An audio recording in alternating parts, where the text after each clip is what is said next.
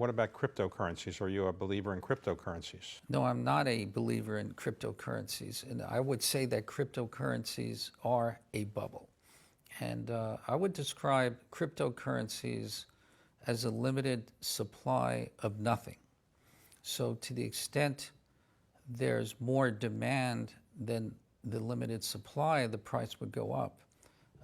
But to the extent the demand falls, then the price would go down. There's no intrinsic value to any of the cryptocurrencies except that there's a limited amount. Well, based on what you've just said, why would you not put a big short of some type on cryptocurrencies? Or maybe you have, but do you think that's a good short? Well, when we look for the subprime, the reason why we shorted the subprime at size is because it was asymmetrical. You're shorting a bond at par that has a limited duration that trades at a 1% spread of treasuries. So you can't lose more than the spread in the duration.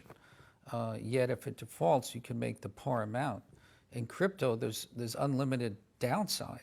So even though I could be right over the long term, in the short term, as the case of Bitcoin, went from 5,000 to 45,000, I would be wiped out on the short side. So it's just too volatile to short. What about the SPAC market? Do you think that's a bubble waiting to burst?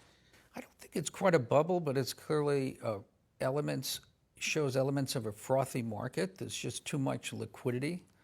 So I would say the SPAC market is overvalued, that people that invest in SPACs in general, on average, will be a losing proposition. In your view, to be a good investor, what are the qualities? Is it hard work, some luck, good contacts?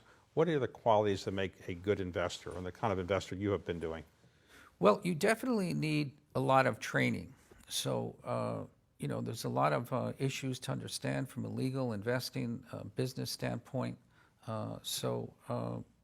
Before you start investing, you really need a lot of experience. And depending on the type of investing, depends on the type of experience. So someone like in risk arbitrage or private equity, probably the best place to start is mergers and acquisitions. We become familiar with valuations and merger agreements and takeover laws, and then you could apply that later on to purchasing companies on your own behalf or trading in the securities of companies undergoing mergers. When you became famous, I assume a lot of young people wanted to work for you, and I assume they still do. What were you looking for when you hired them? High IQ, hard work ethic, good backgrounds, good schooling. What would be the thing that you would look for when you're hiring somebody? I would say all of the above. You definitely, and the schools are essentially a funnel to select the best people. So we would go to the best schools and then look for the brightest people, because the brightest people will solve all problems.